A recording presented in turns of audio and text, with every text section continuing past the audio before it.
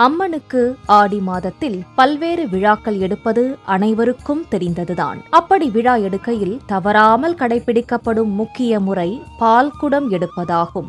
பக்தர்கள் தங்களது தனிப்பட்ட வேண்டுதல்கள், நேர்த்திக்கடன் போன்ற காரணங்களால் திருவிழாக்களின் போது பால்குடம் எடுக்கிறார்கள். கோவில் திருவிழா ஆரம்பிக்கும் போது பால்குடம் எடுப்பவர்கள் கையில் காப்பு கட்டி விரதம் இருப்பர். அதன்பின் பால்குடம் எடுக்கும் நாளில் அருகிலிருக்கும் விநாயகர், சிவன் கோவில் சென்று மஞ்சள் நிற ஆடை அணிந்து சொம்பு, தீர்த்த குடம் போன்றவற்றில் கறந்த பாலை ஊற்றி பூஜை செய்கிறார்கள். பின் அங்கிருந்து ஊர்வலமாக வந்து திருவிழா நடக்கும் கோவிலில் வீற்றிருக்கும் மூலவருக்கு பாலை ஊற்றி அபிஷேகம் செய்து வழிபாடு செய்கின்றனர். மூலவர் வீற்றிருக்கும் கருவறையை பற்றி தெரிந்தால்தான் அபிஷேகங்களில் நன்மைகள் பற்றி நாம் புரிந்து கொள்ள முடியும். வாஸ்து சாஸ்திரத்தின்படி நீள, அகல, உயரங்களை மிக துல்லியமாக கணக்கிட்டு கோயில்களை உருவாக்கிய நம் முன்னோர்கள் பிரபஞ்ச சக்திகளை கிரகிக்கும் பகுதியாக கருவறையை அமைத்தனர். பிரபஞ்சத்தில் உள்ள கதிர்கள் கோவில் கருவறை விமானம் மீதுள்ள கலசங்கள் மூலம்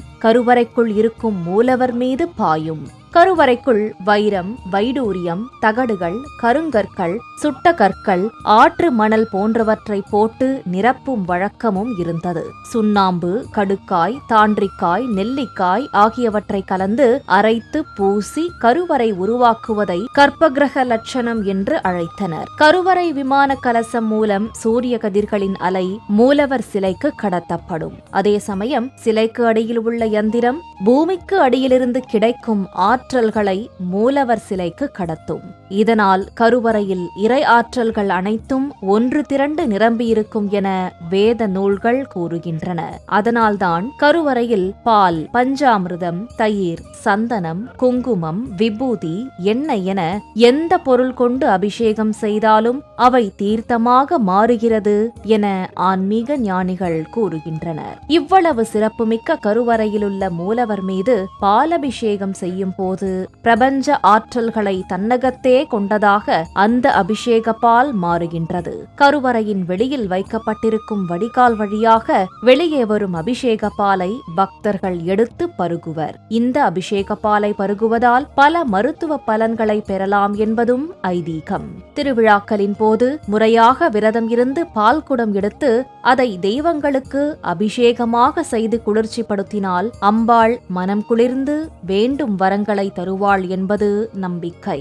இது போன்ற நேர்த்திக் கடன்களின் வாயிலாக நம்முடைய வாழ்வில் ஏற்படும் துன்பங்களிலிருந்து விடுபடலாம் என்கின்றன சாஸ்திரங்கள். அனைத்து நாட்களிலும் மூலவர் சிலைகளுக்கு அபிஷேகம் செய்யப்படும் எல்லா பொருட்களும் மிகுந்த சக்தி வாய்ந்த பொருளாக மகா பிரசாதமாக மாறுவதாக ஆன்மீக பெரியோர்கள் கூறுகின்றனர். குறிப்பாக ஆடி மாதத்தில் அம்மனுக்கு செய்யப்படும் பாலபிஷேகத்தால் அம்பிகை உள்ளம் குளிர்ந்து பெருமழையை தோற்றுவித்து இந்த பூமியை செழிப்புற காத்திடுவாள் என்பது சத்தியமான உண்மையாகும்.